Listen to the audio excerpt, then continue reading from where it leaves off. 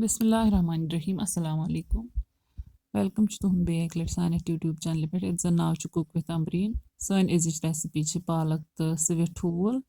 Recipe start करने bro अगर तुम चैनल पे नई छो चैनल करो सब्सक्राइब तो वीडियो वो एंडस तम चलो करो इस रेसिपी स्टार्ट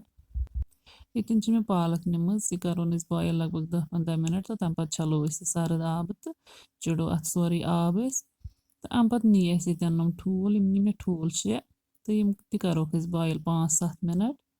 यम गई बॉयल तो वन नमो mustard oil youth mustard oil गरम तो अत मज करो ठूल फ्राई यम ठूल यम थमे यमन तुल मे कवर पे थोद तो यमन करो वन या करो फोक के हेल्प सत या करो टूथपिक या चाकू के हेल्प सत यमन करो जद पे तो सारे ठूलन जद कर करो पे फ्राई यम ठूल तोतामत फ्राई कर योतामत यम लाइट ब्राउन गसन यम बनावक न बह ज़्यादा गोल्डन ब्राउन कह मे तीत ज़्यादा ब्राउन पसंद कह यम गसन आसन थोड़ा लाइट ब्राउन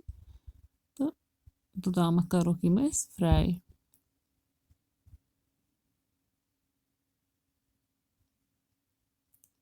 इधन दिमो यमन करो फिलिप अक साइड गई यम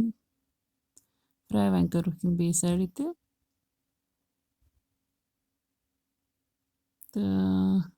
कड़ो वन यम अकिस प्लेटस पे नबर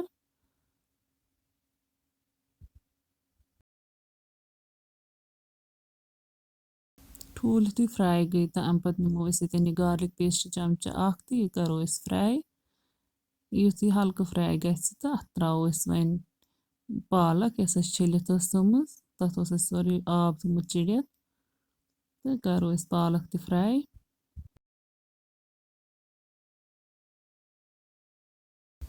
4-5 मिनटन पालक फ्राई करने पत त्रो अत मज थोड़ा सा आब ऐड करने पत अत मज कह मसाल त्रावन ये नी मे मसालों मज मे नून चमचा मरचवांगन चमचे 2-3 लिद्र चमचा बदियान पाउडर चमचा तो शोंठ पाउडर चमचे ओड तो यह त्रो मसाल तथ मज तो करो यम मसाल असल पे फ्राई मसाल ये फ्राई गसन यम बास मसाल गो फ्राई तिक अत आब ऐड कोर वन युथ सोरे ग ड्राई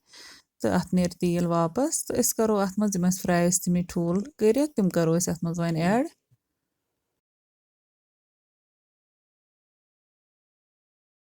वन करो यथ मज आब ऐड करो लगभग 1.5 कप 1 to 1.5 कप करो आब ऐड तो बे मे यम चुनम सब्ज ज़ यम मे थोड़ा फुटर थम तो यम त्रो अत मज बे मे ये नम होख मरचवांगन 2 यम त्रो अत मज तो करो अत ढक्कन वन बंद तो यीतिस कालस अत ग्रेख खस तोताम थो अत पे ढक्कन ग्रेख इन पत तुल यह ढक्कन थोद तो वन थो ताम इथे पे यीतिस कालस ग्रेवी थोड़ा थिक गि लगभग 10-15 मिनट गि ग्रेवी ये थिक गमज ये त्रो पे अत वन होश मेथ मुरित तो थोस पे ठांड वन 2-3 मिनट 2-3 मिनट पत कोर चेक सन रेसिपी बिल्कुल रेडी गमज तह अगर सन रेसिपी पसंद आम वीडियो कर लाइक तो शेयर बे दी पन फीडबैक कमेंट सेक्शनस मज रेसिपी कर जरूर ट्राई अल्लाह हाफिज़।